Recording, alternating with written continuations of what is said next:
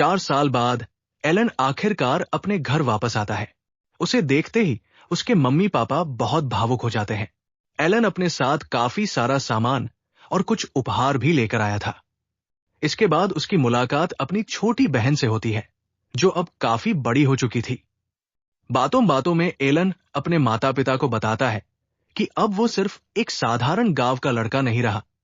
अब वो ग्रैनवेल परिवार का मेहमान बन चुका है और जल्द ही पढ़ाई करने के लिए अकेडमी सिटी जाने वाला है। इसके बाद एलन अपने माता पिता को 100 सोने के सिक्के देता है। इतने सारे पैसे देखकर दोनों हैरान रह जाते हैं।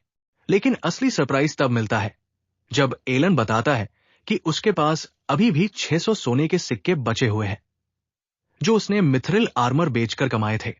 यह सुनकर उसके मम्मी पापा को यकीन ही नहीं होता कि उनका बेटा इतनी छोटी उम्र में इतना कामयाब बन चुका है।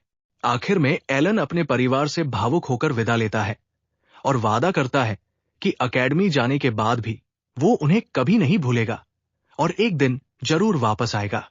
एलन के वापस आते ही कोरेना और डोगोरा उसका वार्म वेलकम करते हैं। तभी एक इंसान गुस्से में बोलता है कि एक ऐसे गेस्ट से गार्डन साफ करवाया जा रहा है जो अब सर्व भी नहीं रहा। लेकिन एलन को इस बात से कोई प्रॉब्लम नहीं होती, क्योंकि वो एकेडमी जाने तक सबके साथ नॉर्मली रहना चाहता था। थोड़ी देर बाद एलन का दोस्त उससे पूछता है कि जब उस पर किसी नोबल की कोई जिम्मेदारी नहीं है तो फिर वो बैटलफील्ड में उसके साथ क्यों जाना चाहता है। एलन बस इतना कहता है कि उसने एक प्रॉमिस किया था और वो अपनी बात से कभी पीछे नहीं हटेगा। इसी बीच सीसल वहां पहुंचती है और सबसे मिलती है। वो बताती है कि पिछले 4 साल से कोरेना और डोगोरा उसका ख्याल रख रहे थे। सीसल सबसे पोलाइटली मिलकर कहती है कि उसे किसी टाइटल से नहीं, सिर्फ सीसल कहकर बुलाया करें। फिर वो बताती है कि सिर्फ 3 दिन बाद सब लोग एकेडमी का एंट्रेंस एग्जाम एक साथ डीन वाले हैं। कोरेना और डोगोरा फुल कॉन्फिडेंस के साथ कहते हैं कि वो अब ग्रेट बोर्ड्स तक को हरा सकते हैं। ये सुनकर सीसल थोड़ी कंफ्यूज हो जाती है, क्योंकि एंट्रेंस एग्जाम तो पढ़ाई का होने वाला है, ना कि मॉन्स्टर से लड़ने का। आखिर में एलन सबको वेलकम करता है और कहता है कि आज आराम से खाना खाओ और अपने घर जैसा फील करो। एकेडमी जाने से पहले सब लोग अपने फ्यूचर को लेकर बात करते हैं। एलन सोचता है कि एकेडमी आखिर होगी कैसी, जबकि डोगोरा सिर्फ इतना सोच रहा होता है कि वहां डंजियंस होंगे या नहीं और उससे कितने पावरफुल मॉन्स्टर से लड़ने का मौका मिलेगा। दूसरी तरफ एलन का सपना नाइट ऑर्डर ज्वाइन करने का है। यूज लगता है कि एकेडमी के बाद उसका ये ड्रीम और भी करीब आ जाएगा। लेकिन सबको ये भी समझाया जाता है कि वोर के बारे में बिना सोचे समझे बात नहीं करनी चाहिए, क्योंकि ये मजाक नहीं बल्कि लाइफ और डेथ का मैटर है। इसके बाद सीसल सबके फ्यूचर प्लान्स बताती है। वो कहती है कि एकेडमी से ग्रेजुएट होते ही कोरेना बैरन बनेगी और उसके साथ बैटलफील्ड में लड़ेगी। डोगोरा का फ्यूचर अभी उसकी एबिलिटीज और उसके खुद के डिसीजन पर डिपेंड करेगा। आखिर में एलन सबको टेलीपैथी के थ्रू हर्मियो से कांटेक्ट करने के लिए कहता है, ताकि सबका स्टेटस चेक हो सके। फिर डिपार्चर का अनाउंसमेंट होता है और एलन, सीसल, कोरेना और डोगोरा अपनी नई जर्नी शुरू करते हुए एकेडमी सिटी के लिए निकल पड़ते हैं। जैसे ही सभी लोग एकेडमी सिटी पहुंचते हैं, वहां की विशाल और शानदार इमारतें देखकर हैरान रह जाते हैं। डोगोरा तो डंजन्स और मॉन्स्टर्स के बारे में सोचकर ही बहुत उत्साहित हो जाता है। तभी बताया जाता है कि यहां मौजूद डंजन्स में स्टूडेंट्स ट्रेनिंग करते हैं और अपनी शक्तियों को और मजबूत बनाते हैं। एंट्रेंस एग्जाम से पहले सभी उम्मीदवारों का एक अप्रेजल टेस्ट होता है, जिसमें उनके टैलेंट और आगे बढ़ने की क्षमता को जांचा जाता है। सेसिल का रिजल्ट देखकर एग्जामिनर काफी प्रभावित हो जाता है, क्योंकि उसकी इंटेलिजेंस सीधे एस रैंक होती है। इसके बाद कोरेना की बारी आती है और उसका टैलेंट भी सभी को हैरान कर देता है, क्योंकि वो एक स्वॉर्ड सेंट है। लेकिन जब एलन की बारी आती है तो उसकी सभी स्टैट्स ई रैंक दिखाई देती है। ये देखते ही एग्जामिनर उसे फेल घोषित कर देता है। वहां मौजूद सभी लोग हैरान हो जाते हैं, क्योंकि एलन की असली ताकत के बारे में वे अच्छी तरह जानते थे।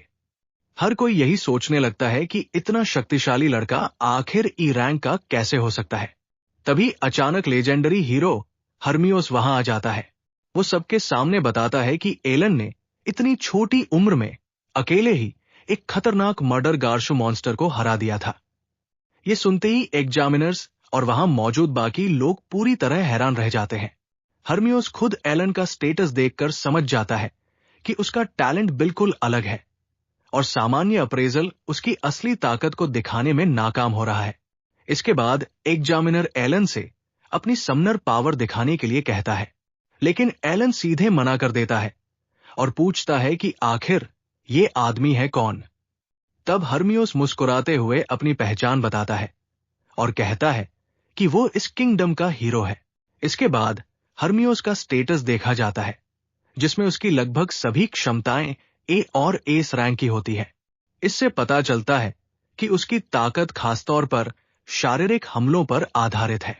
अब एलन की बारी आती है अपनी समनर पावर दिखाने की। वो चैपी को बुलाता है, जिसे देखकर वहां मौजूद सभी लोग हैरान रह जाते हैं। कुछ लोगों को तो चैपी बहुत प्यारा लगता है, लेकिन अब यह साबित हो चुका था कि एलन सच में एक समनर है। अपना टैलेंट साबित करने के बाद एलन अप्रेजल टेस्ट पास कर लेता है और अब उसके सामने सिर्फ लिखित परीक्षा बचती है। लिखित परीक्षा में गणित, भाषा, किंगडम का इतिहास और मैजिक 20 से जुड़ी जानकारी और समझ की जांच की जाती है। जब रिजल्ट आता है तो एलन को एस रैंक मिलती है, वही कुरेना किसी तरह सी रैंक हासिल करती है। लेकिन अच्छी बात यह होती है कि आखिरकार सभी परीक्षा पास कर लेते हैं। अब वे सभी आधिकारिक रूप से एकेडमी के स्टूडेंट्स बन चुके थे। इसके बाद रहने की जगह की बात आती है। हॉस्टल में रहने के बजाय एलन एक अच्छा सा घर किराए पर लेने का फैसला करता है, लेकिन एकेडमी में एडमिशन के लिए उन्हें पहले एडवेंचरर लाइसेंस की जरूरत होती है।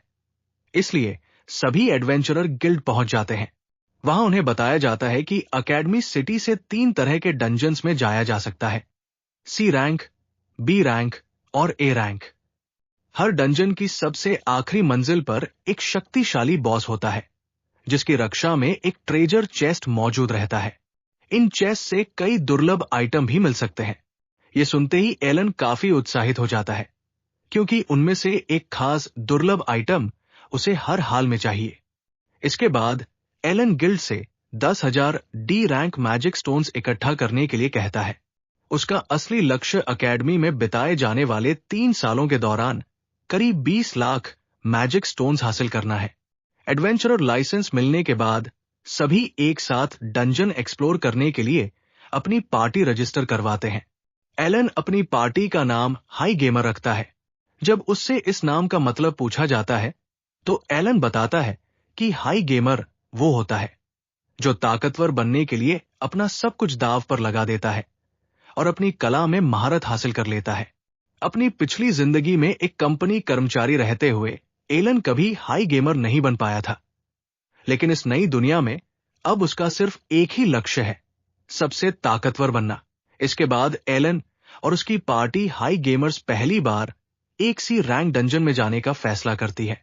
डंजन में प्रवेश करने से पहले सभी की क्षमताओं की जांच की जाती है, जिसके बाद उन्हें अंदर जाने की अनुमति मिल जाती है। जैसे ही वे डंजन के अंदर पहुंचते हैं, उनका सामना सबसे पहले स्लाइम से होता है। पार्टी के कुछ सदस्यों के लिए यह पहली बार किसी मैजिक बीस्ट से असली लड़ाई थी। उनमें से एक फायरबॉल का इस्तेमाल करके स्लाइम को हरा देता है और अपनी पहली जीत से काफी खुश हो जाता है। एलन भी उसकी तारीफ करते हुए सभी को आगे बढ़ते रहने के लिए कहता है। इसके बाद पार्टी के बाकी सदस्य भी अपनी अपनी स्किल्स का इस्तेमाल करके दुश्मनों को हराना शुरू कर देते हैं। एलन की ताकत देखकर सभी काफी प्रभावित होते हैं, लेकिन वो उन्हें ज्यादा खुश होकर लापरवाह न होने की चेतावनी देता है। आखिरकार सभी मिलकर डंजन के अंत तक पहुंच जाते हैं, जहां उन्हें एक ट्रेजर चेस्ट मिलता है। सबके कहने पर एलन उसे खोलता है और उसके अंदर से एक स्टील स्वॉर्ड निकलती है। इसी के साथ हाई गेमर्स अपना पहला सी रैंक डंजन सफलतापूर्वक पूरा कर लेते हैं। इस कामयाबी के बाद उन्हें डी रैंक एडवेंचरर लाइसेंस मिलता है और ट्रेजर चेस्ट से मिली स्टील स्वॉर्ड को 2 गोल्ड कॉइन्स में बेच दिया जाता है। ये उनकी पहली बड़ी सफलता थी, लेकिन एलन के लिए ये तो बस शुरुआत थी। अब हाई गेमर्स और भी खतरनाक डंजन्स को जीतने के लिए पूरी तरह तैयार थे।